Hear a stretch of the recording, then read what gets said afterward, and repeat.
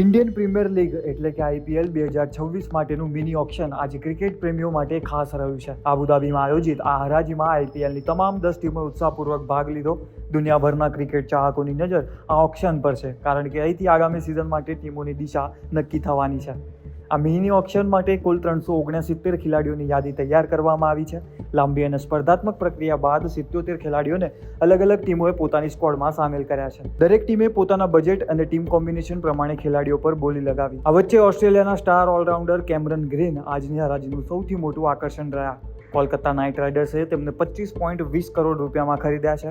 જો કે નિયમ મુજબ કેમરન ગ્રીનને માત્ર 18 કરોડ રૂપિયા જ મળશે, જ્યારે બાકી રહેલા 7.20 કરોડ રૂપિયા બીસીસીઆઈના વેલફેર ફંડમાં જમા કરાશે. તમને જણાવી દઈએ કે કેમરન ગ્રીન આઈપીએલ ઇતિહાસના સૌથી મોંઘા વિદેશી ખેલાડી બન્યા છે અને કુલ મળીને આઈપીએલ ઓક્શનના ત્રીજા સૌથી મોંઘા ખેલાડી તરીકે નોંધાયા છે. આઈપીએલ ઓક્શન ઇતિહાસમાં અત્યાર સુધીની સૌથી ઊંચી બોલી રિષભ પંત માટે લાગી હતી. ગયા ઓક્શનમાં લખનૌની ટીમે પંતને 27 કરોડ રૂપિયામાં ખરીદ્યા હતા, જે રેકોર્ડ આજ સુધી પણ યથાવત છે.